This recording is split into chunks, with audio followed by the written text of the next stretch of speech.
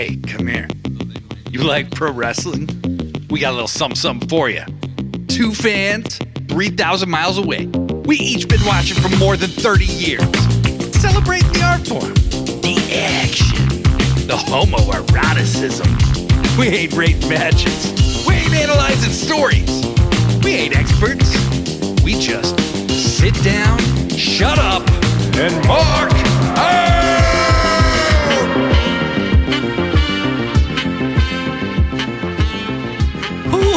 Welcome, everybody, to yet another edition of Sit Down, Shut Up, and Mark Out. I am your host, the solo host today, Blade Daily.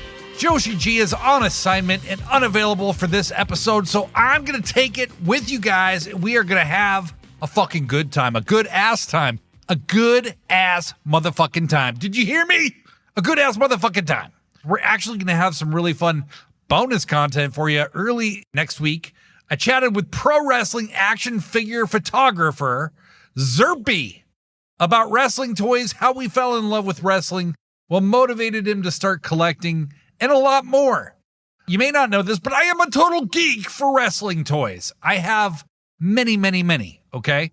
And next week, in addition to that incredible interview with Zerpy, I'm going to be giving you all a guided tour of my wrestling room so you can see what being a single middle-aged man with no savings to speak of can afford. Okay, so I will be doing that on our YouTube channel next week. So stay tuned for that. Make sure you're following us on Threads. Make sure you're following us on Instagram at Sit Down, Shut Up, Mark Out. It's going to be a good time. It's going to be a real good time. I've been doing pretty good lately, just kind of trying to move my ass a little bit more, trying to take a little junk out of the trunk here, try and get in a little better shape. Getting old sucks, guys. I'm going to tell you that right now. Getting old, not fun, but I'm alive. Kind of. Dead inside, alive outside. So AEW, anybody? Okay. We had some stuff happening in AEW this week. Watched Dynamite and thought it was a pretty good show. Thought it was like a solid 7.5 out of 10 kind of show, which that's just absolutely nothing to complain about. Orange Cassidy and Chris Jericho, despite even I have been a pretty rabid Chris Jericho defender. And I got to say, the last, 2 months, at first, I really liked this learning tree gimmick, and then it has really started to run its course quickly. They kind of ran out of ways to keep it fresh real fast, and I just kind of want it to be over. But I will say Orange Cassidy and Chris Jericho had a pretty long match on Dynamite, and it was very good. It was very good. OC picked up the win when a, roll of quarters that Jericho was going to hit OC with did not make it to OC's face. It fell out of Jericho's hands and into Orange Cassidy's. Orange Cassidy beats Chris Jericho. The Blackpool Combat Club, if that's even what they're called anymore, I feel like they're going to end up with a new name. Do we agree on this? Because Blackpool Combat Club is just weird at this point. Like, Regal's not a part of it anymore. He hasn't been for 2 years. And now Danielson's not even in it anymore. And who knows if Yuta's even in it anymore. It's hard to say because the Blackpool Combat Club, what remains of them, just cut a creepy-ass promo on Yuta, telling him, hey, we need you to get your ass to Grand Slam and defend these trios titles with us. Moxley and Claudio are both dressed identically. They're both in jeans, wearing white shirts, and they're both bald. They look like they're in a cult. Pac, of course, is always just in his ring gear, looking like a moody teenager who refuses to conform, man. And Marina Shafir, just kind of the silent but incredibly deadly member of this group that has not said a single fucking word yet, but has inflicted a lot of pain on a lot of people. I thought the funniest thing, I guess, in this promo was Moxley's like, you're free to leave if you want to. You're not trapped. So we'll see where this goes. It sounds like they're defending at Grand Slam next week. Dynamite will be live, but they're also taping Collision. So not sure on which show they'll be defending. I would imagine Collision because it looks like Wednesday's kind of filling up pretty fast. But Yuta immediately cut a response promo. And I gotta say, Wheeler Yuta has been so good and so believable in these promos. He's distracted. He's depressed, kind of in little bro mode. He actually forgot his trios title in his locker room. One thing that I found funny about this promo, and this isn't a dig, it's just funny. This is like pro wrestling logic. It's like, okay, so you flew Wheeler Yuta out to the event, and then during the show, he's leaving. Like, why is he there? Why is he there? If like, wouldn't the point be to be at Dynamite? So anyway, Wheeler was on his way out. Alex Marvez, the man on the spot, who's always willing to annoy somebody who's trying to get somewhere else, stops him, asks him about it. Yuta's kind of like, well, yeah, I don't know, man. And then he kind of works himself into saying, you know what? Brian taught me to be tough. And Brian taught me to be a man of my word. I am honored to be a trios champion, so I will defend these next week with Pac and Claudio. And I think this is interesting because the story could go kind of in one of two directions, right? It's like Wheeler's either going to stand by Danielson or he's going to go ice fucking cold and turn on Danielson. And I'm not sure which, but I suspect he will stand by Danielson. Otherwise, what's the point of setting this whole thing up? So I think next week at Grand Slam, we're probably going to get some pretty revealing stuff as it relates to this story. My guess is, well, we'll get to my guess when we talk about Grand Slam a little later. Cut to Renee Paquette, the lovely Renee Paquette, interviewing Christian Cage. I don't want to speak in hyperbole, okay? But he just happens to be the greatest person to ever live. He is demanding to be called the reigning, defending, undisputed next AEW World Champion, which is great, okay? I am not a fan of this whole, I have a contract, I can cash in whenever I want, WWE aping thing. That's just not my deal. But Christian is making it pretty goddamn funny. Hopefully, this is not a recurring thing that they do every year, blah, blah, blah, blah, blah. No. But very good promo. Christian wants to hold gold at the same time as his son, Nick Wayne, when suddenly Kip Sabian, kind of spying on them from afar, Christian tells him, he doesn't care if his dad's dead. If he catches him, bothering them again, he's going to put him in the dirt with his dad. Really nice shit. Christian is always giving helpful advice. And once again, to Kip Sabian, like, hey, your dad didn't know how not to die, so let me tell you how not to die. Leave me alone. There was a women's tag match, and I'm really enjoying that the women are being presented differently in the sense that, it's not always just a singles match anymore. They're doing more multi-women stuff. This was a match with Mariah May and Serena Deeb versus Queen Aminata and Yuka Sakazaki. It was a very fun match. Mariah and Yuka obviously have something cooking. And Serena Deeb and Aminata are kind of getting ready to feud, which I'm totally down for. I think that's a great first feud for Aminata in AEW. However, this match ends in a disqualification, which is fine. Mariah May attacked Yuka with her belt. But it was the only women's match, and I believe the only women's segment on Dynamite, which was a little weird, and I don't want that to become a trend. Like, where was Jamie Hayter? She is fighting Saraya at Grand Slam. Where was Mercedes, who's been a focus of almost every single episode? Just worth noting, but I don't want to make too much of it yet. I think that it's entirely possible that this was kind of an aberration. They did mention Mina Shirakawa, and she had a response to Mariah. She said Mariah hasn't heard from Mariah in months, but if you want Mina's coming back, and my God, are we not all just fucking stoked as shit that Mina Shirakawa is coming back to AEW?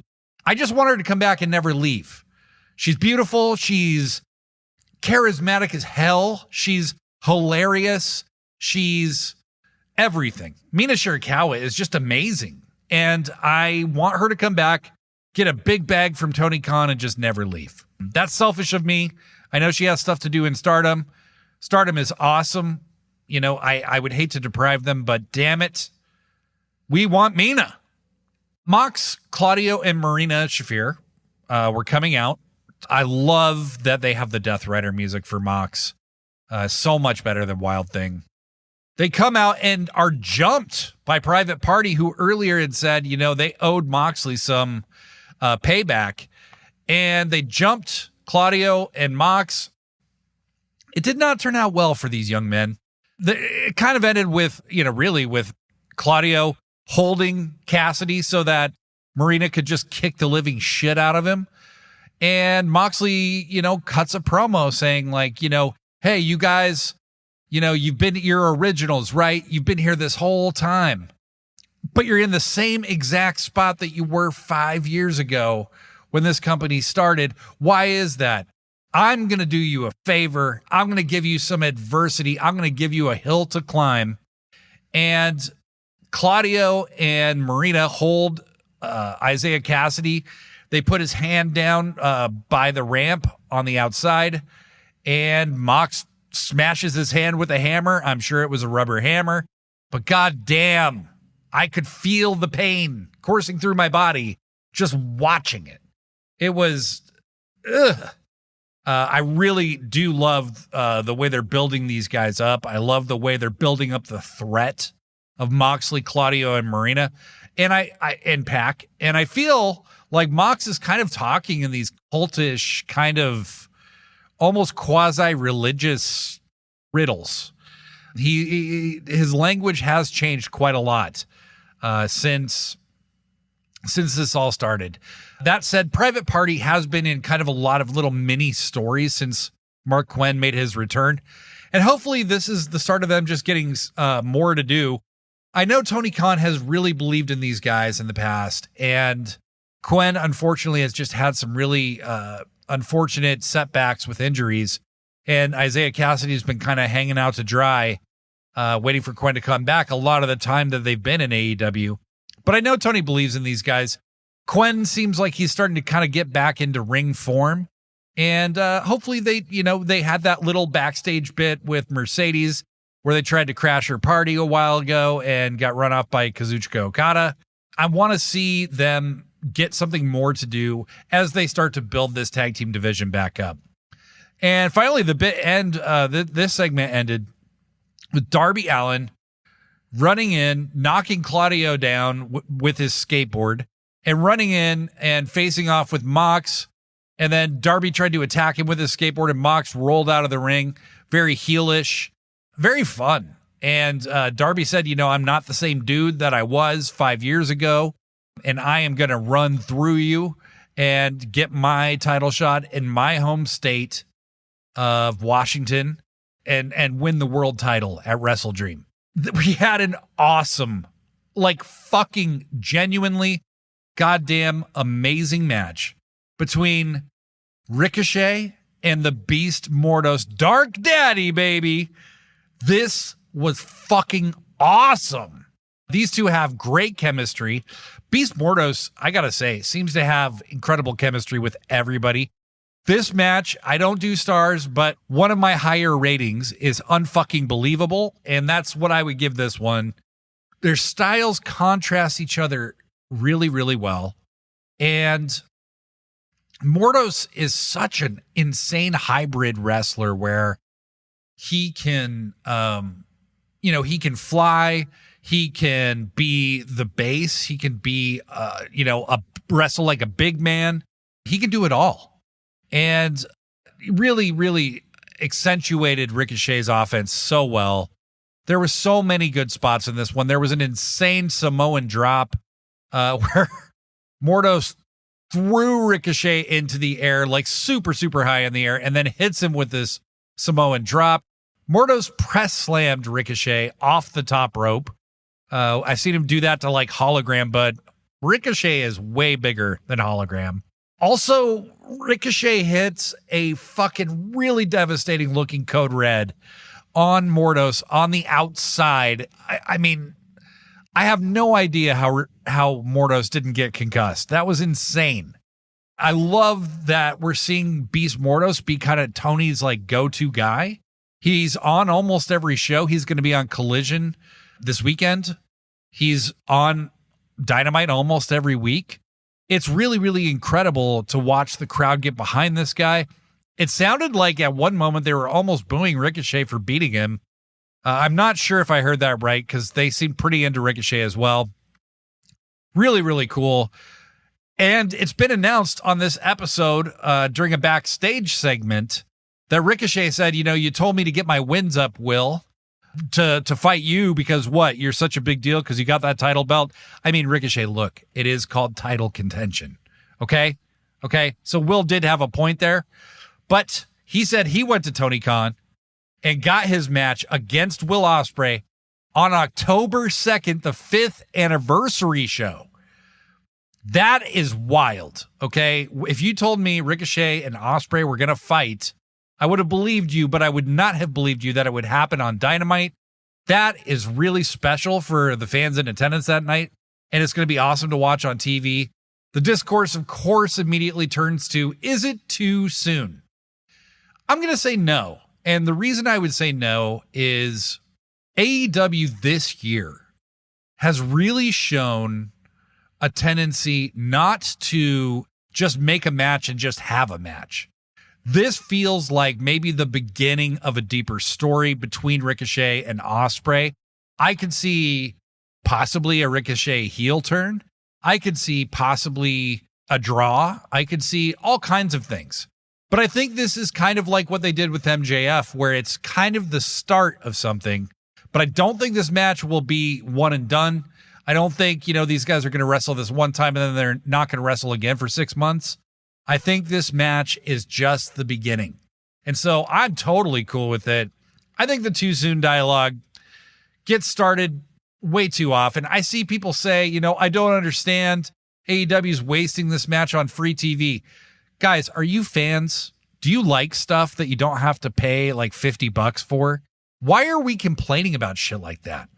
Okay. It's one thing if they're jumping the shark and just hot-shotting a match that makes no sense to do for some reason, right? It's another thing entirely when we don't know exactly why this match is happening so soon. But I have a feeling this match will be the cause of a series of matches between these two. It also doesn't look super good for Kyle Fletcher and Will Ospreay that Ospreay has to defend the international title just a week after wrestling for the tag titles. Not sure those guys are taking that one home. We then hear from our guy dressed as Grimace. Listen to the picture-in-picture commentary if you can. Excalibur made a little dig at Shivani for having the purple suit, called him Grimace. It was pretty testy between those two during some of the picture-in-picture breaks. This episode, as always, those guys are always flipping each other's shit. But Tony introduces Hangman Page. Up until All Out, I would have said that between Swerve and Hangman, there really was no heel, just two kind of terrifying characters. And I would say in the aftermath of All Out, Hangman is now just a full-fledged fuck you heel. He came out of the heel tunnel. I absolutely loved the lights fog for his entrance because they remind you of, it's these yellow and orange lights that definitely evoke memories of him setting the house on fire. And so much care has gone into his character. I am absolutely loving Hangman. I am such a big fan of his. I think he is one of the most complete performers in the industry. And Joshi G and I have kind of a discussion about the Hangman character in general that we're going to be doing very, very soon. So stay tuned for that. So Hangman gets in the ring and starts talking with Tony. Hanger makes it clear, as he did in a previous interview, that he's coming for anyone who has supported Swerve. Wrestlers, officials, commentators. And then specifically, he starts making it very clear that he's talking about Tony Schiavone. I really thought Tony was about to take a real bump here. And Tony, like a true cowardly stooge, immediately says, "But Jeff Jarrett!" And Hangman cuts him off and doesn't want to hear it. But then, bree-woo, Jeff Jarrett's music hits. And he runs down to make the save and issue a challenge to Hanger. And I thought in the midst of this, he said something very interesting. He said, "Even if it's the last thing I do in my career, I'm going to kick your ass." Very interesting, okay? Now, it may not mean anything, okay? But is it possible that Hanger could possibly retire Jeff Jarrett? And would they have this fight at the 5th anniversary show? Would they do it at Wrestle Dream? I don't know, but I'm excited. If you had told me, I posted this on Threads, it is insane to me that basically Jeff Jarrett cut an incredibly heartfelt and inspiring promo about Owen Hart for the Owen Hart Memorial Cup tournament. And ever since then has made himself absolutely must-see. Every time he's on TV, I'm transfixed, and it seems like everybody else is too. He gets huge pops. He's really working as a babyface. You know, the stuff he did with Danielson, the stuff he did here with Hangman, it's really, really been top shelf stuff. He is the wily, brave, courageous vet who is going to go out on his sword. There is fucking no way Hangman Page is losing to Jeff Jarrett, but I could see him maybe putting Jeff Jarrett out. I'm not sure that Jeff's the kind of guy who's ever going to completely retire, but he might do that like, you know, oh my God, what has Hangman done? And we don't see Jeff wrestle for 6 months. And I think that would be an incredible resume builder for Hangman Page. We closed the show with a really awesome trios match. The Bucks and Kazuchika Okada versus Will Ospreay, Kyle Fletcher, and Konosuke Takeshita. Fucking great match. The Young Bucks are not only, in my opinion, the greatest in-ring tag team of all time, they are also an incredible trios team, no matter who they're with. Whether it's Adam Cole, whether it's Kenny Omega, whether it's Kazuchika Okada, they always have great trios matches. These guys put together these matches like nobody's business. There were lots of teased moments between Konosuke Takeshita and Okada. And I am praying, and I need you all to pray to the Dark Daddy for me, that this is leading to a match with Takeshita and Okada at Wrestle Dream. I need to be in that building when it happens. It doesn't seem like something they can drag out for months and months and months. I want to see Okada versus Takeshita in Tacoma. I think it's time. They had a few, encounters. They touched a few times, but they are keeping these guys apart. It really seems like that's the direction this is going. How awesome would it be for Takeshita to be the first person to beat Kazuchika Okada? I think that would be incredible. The teamwork here from both sides was absolutely stunning. Ospreay and Takeshita exhibit real animosity towards each other. So Ospreay at one point backs into the corner. He has Okada, and Takeshita tags him by basically slapping the living shit out of him. Ospreay returns the favor later in the match. So you have that dynamic at play. You wonder if the chemistry between those two is going to throw them all off. Ospreay and Fletcher's chemistry, however, was off the charts. Super, super good. It felt like I was watching Aussie Open. They even ended the match with Aussie Open's finisher, the Corliss. I can't remember what it's called. But I am stoked to see these guys wrestle the Bucks. They are going to have a top shelf match at Grand Slam. However, I demand that they do not win. I won't stand for it, goddammit. I don't like champions winning other championships while they still have championships. Knock that shit off. So like I said, Fletcher, Ospreay, Takeshita win. And then the Tron displayed the United Empire graphics. And earlier in the night, when Ricochet was talking to Ospreay, he said, "I know you're trying to form the United Empire in AEW."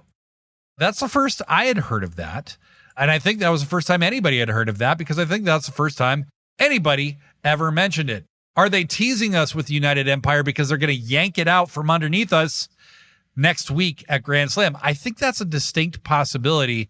What's Mark Davis doing? You know, him and Fletcher are Aussie Open. Are they, you know, is Davis has been out for almost an entire year at this point. Is he going to come back like soon? Is he maybe going to come back as part of the Callis family? Is he going to possibly turn on Ospreay? Is Fletcher going to turn on Ospreay? And they're both going to turn on Ospreay? Or is Davis going to come back and turn on both Fletcher and Ospreay? Who knows? Who knows? But it's very interesting the way it's shaping up right now. Speaking of shaping up, it's time. That was Dynamite. It's time for us to move on.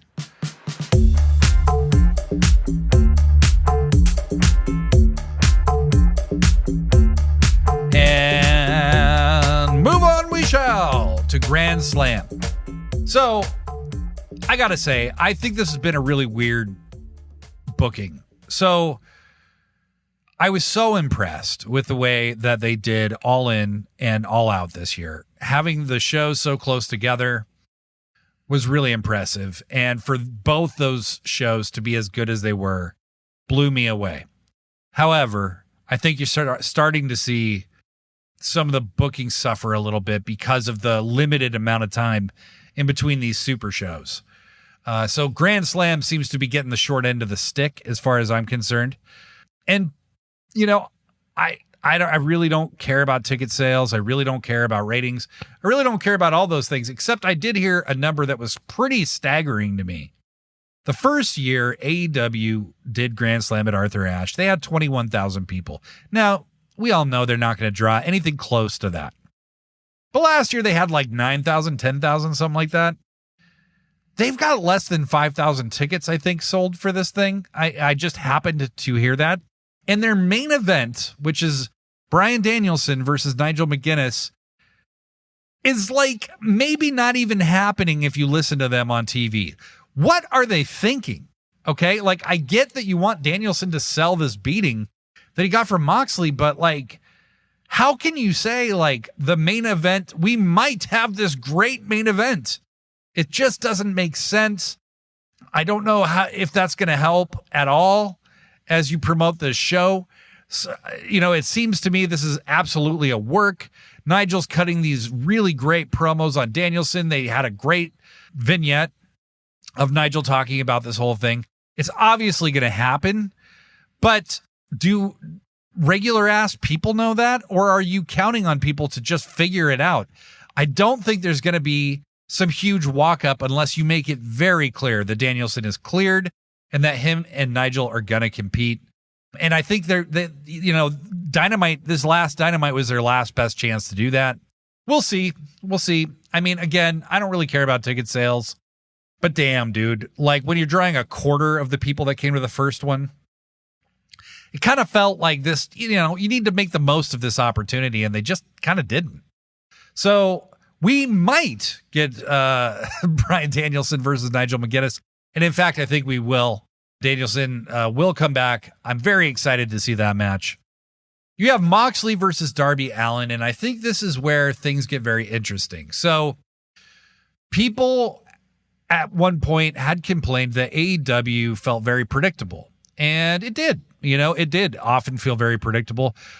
I generally don't have a problem with things being predictable as long as they make sense, right? But this feels weird to me. And perhaps it's all a big swerve, bro. Darby Allin wins a battle royal to become the number one, you know, to win a world title shot at Grand Slam. Then Moxley convinces him that Danielson can't do it. So it's going to be Danielson versus Nigel. And Moxley wants his world title shot, so he challenges Darby, and they're going to fight for this title shot. I mean, okay. But I can't shake the feeling that they are deviating from a plan that they already had. And I don't like that feeling, okay? To me, Swerve, you know, I've said this on this show. We already know how I felt. I was so sure Swerve was going to be the one fighting for the world title at WrestleDream. I am not convinced of that at all anymore. I don't see how Moxley winning the world title at WrestleDream would be a good thing. I don't think you want to end Bryan Danielson's career on a note that dark. So my thought was, what if somehow Darby gets past Jon Moxley in this match, but then gets his ass kicked super, super bad and has to, and can't wrestle at WrestleDream perhaps. You could have Swerve take his spot.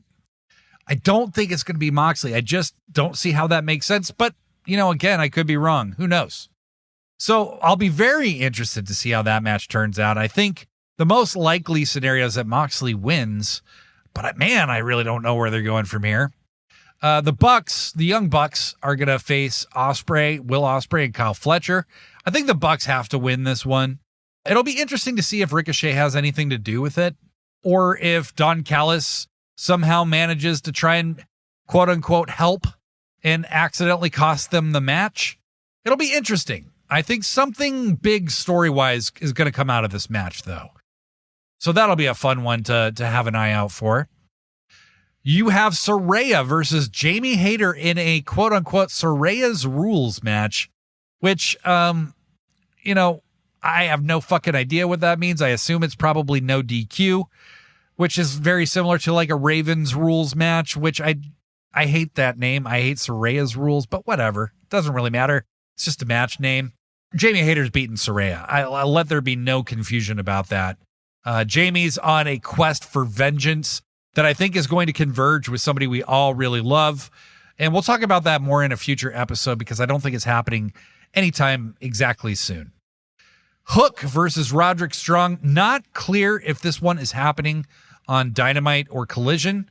I assume Collision because it looks like Dynamite next week for Grand Slam is pretty full. I think Hook is gonna walk away with this one. Otherwise, what's the point, really? Roddy can help Hook look good, and I think that it'll be a fun match. I think this will be a fun one. And then in another somewhat baffling scenario, after Dynamite went off the air, they had a digital exclusive of Mariah May challenging Yuka Sakazaki to a match at Grand Slam. And I believe that's going to happen on Dynamite. Why couldn't that have been announced on the show? Again, like, guys, you have such a small amount of time to try and sell a lot of tickets and get people to watch this show. Like, why are we announcing this stuff offline? I don't really get it. But again, I don't run this business. They can do whatever they want. As long as it's good, that's what really matters. And speaking of business, we're actually going to talk business for just a minute here.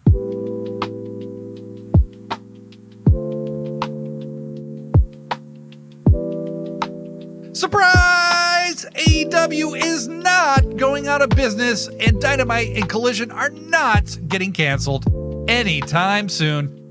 It was leaked, at least somewhat, that AEW and Warner Brothers Discovery have agreed to terms on a new deal. It sounds like it's a 3 or 4 year deal. It's a 3-year deal with possibly a 4th year option. And the numbers being thrown around is like $170 million a year, which is more than double what they're currently bringing in. The thing that I care about the most is that streaming is a part of this on Max. So we still need to wait for an official announcement. However, I really feel like if it was completely false, somebody would have said something right now. Tony Khan gave an interview today where he said that there is 100% chance that AEW continues with TBS and TNT. He also went out of his way to say he is not the one who did the leaking. Would you call it a leak if it was untrue? Wouldn't you just say those are not correct numbers? And I don't want to set our fans up to be disappointed. I think what we've heard is somewhere in the ballpark of what's real, and we will get the actual results very soon. But the good news is, for any nervous AEW fans out there, AEW is not going anywhere, okay? AEW is in a position to become profitable. AEW is going to be sticking around, and AEW is going to have a presence on streaming. I cannot emphasize enough how important that is. I cannot emphasize to you how much of a boon to WWE being on Peacock has been. Now, it's been a huge boon for Peacock because they're losing money out their ass. But WWE is so easy to watch on Peacock. It is so easy to view things that used to be so expensive for free. It makes WWE far more discoverable to people who, one, don't have cable, like myself. It makes WWE more discoverable. You can learn the whole history of WWE right there on the Peacock, on the Peacock streaming platform.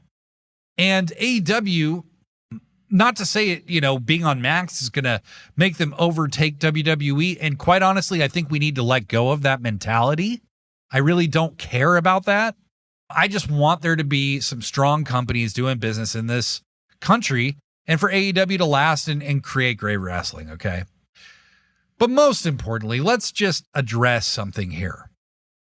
For 5 years straight, there have been podcast grifters and huge parts of the IWC proclaiming the imminent death of AEW for 5 years. As recently as a few weeks ago, people were saying there was no deal for AEW.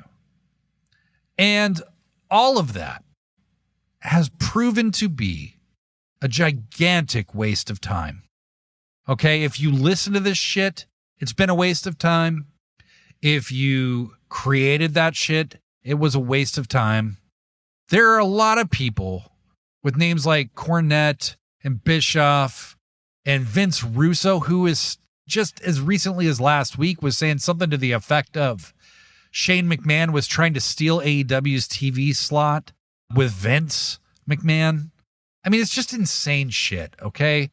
People are wasting your time and trying to steal your money, okay? They're grifting you if you believe this stuff. It's not true.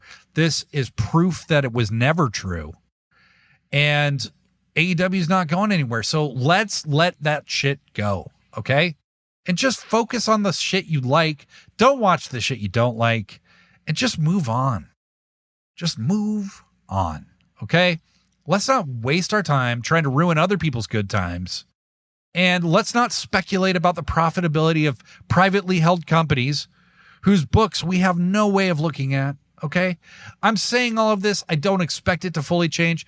But my hope is that finally with this goddamn TV deal done, that we can just move on. AEW is not going anywhere. Hurrah for us. Boo-hoo to the people who wish hatred and failure upon, just a company simply for existing. And another bit of news that dropped today, Fightful, who I trust inherently, especially when it comes to scoops, has reported that Miro has asked for his release from AEW. I got to say, AEW, I like Miro, okay? He is a very, very, very talented guy. But the AEW roster is far too full of elite level talents to have people who aren't even working with the company. He hasn't been on TV since last December. Now, I know he's been injured, and there have been rumors that he's been hard to deal with, that he's vetoed creative, but who knows what of that is true? I don't work there. I don't know Miro. Miro was a really important part of AEW in 2021. He is a very talented guy when he's motivated.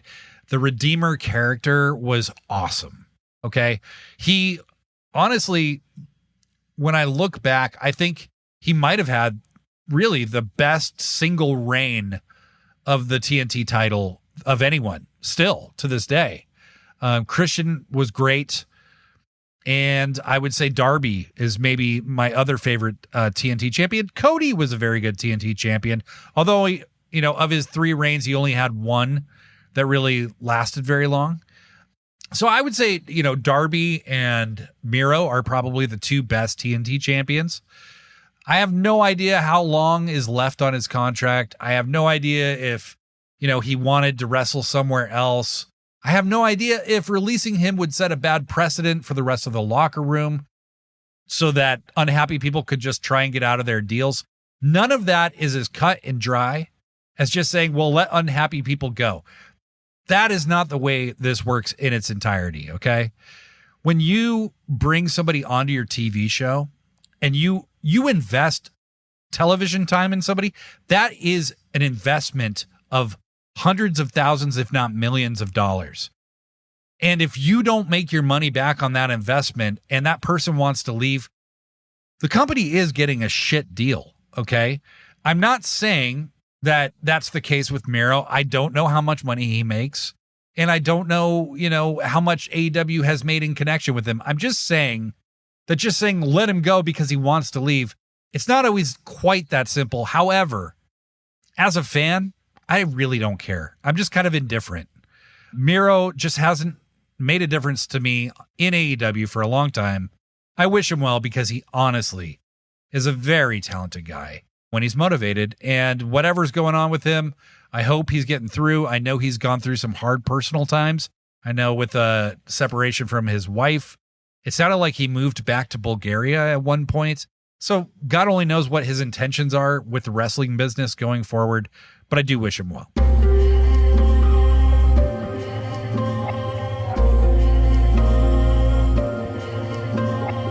All right.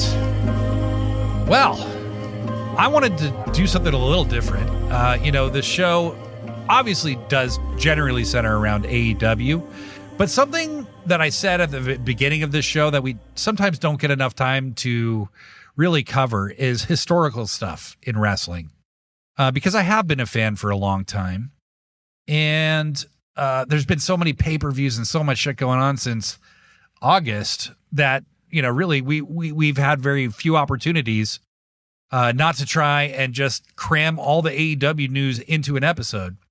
So today I had the thought, I was talking with my bestie a while back. We have been best friends since I was 15 years old, 29 years.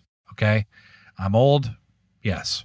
But we were talking about our Mount Rushmores of wrestling. Now, he doesn't currently watch wrestling, but we grew up together watching wrestling together. Now, he would say that his Mount Rushmore, I love this answer, is 3 Bret Harts and a Tanahashi, which, great answer. Great answer. And I think a lot of people, it would be super easy to just pick like Hulk Hogan, Ric Flair, Stone Cold Steve Austin, and The Rock, or something like that, even if at least half of those people are complete trash. They were massive stars with long legacies.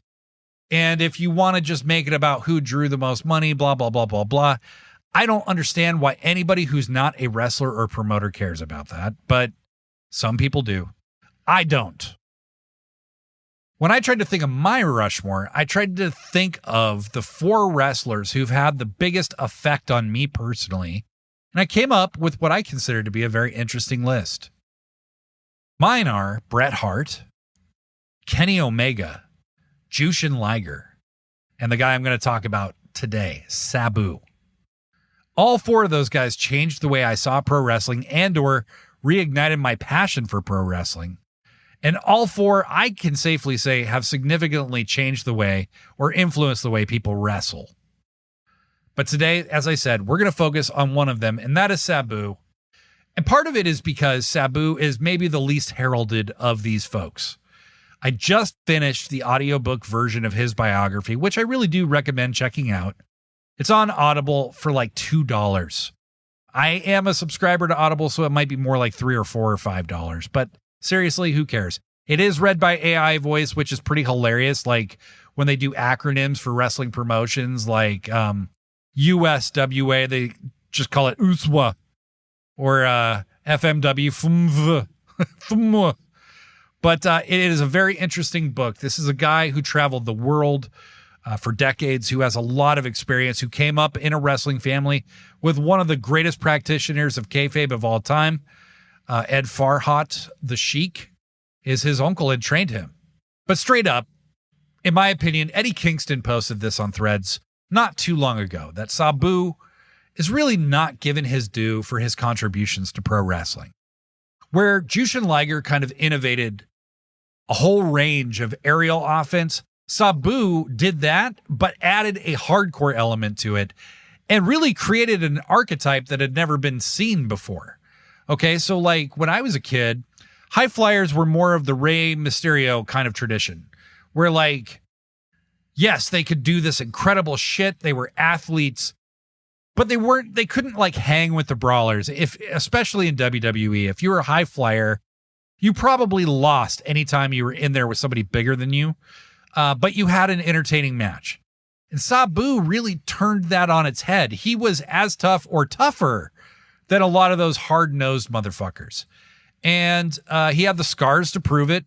He was this very interesting looking dude. He had the MC Hammer pants. He even calls them MC Hammer pants. So as a kid from the Seattle area, before I ever got to see an episode of ECW Hardcore TV, I had wrestling magazines and I saw lots of pictures and articles about Sabu. In every picture, the guy is flying around, flipping around, something crazy, or he's super bloody, or he's wrapped in barbed wire, or some other crazy shit, or he's doing all of those things at the same time. Sabu was more violent than the big guys. Sabu was just crazy as fuck, and he would do crazy ass shit. I even remember in the 90s, RF Video had a full page ad in Pro Wrestling Illustrated. And it was a 4 VHS set of Sabu. And I'm talking, this has got to be like maybe 1997, 1996, something like that. After years of seeing and hearing about him, my best buddy convinced his dad to order that 4 VHS set. And we waited for like 6 weeks for this shit to show up.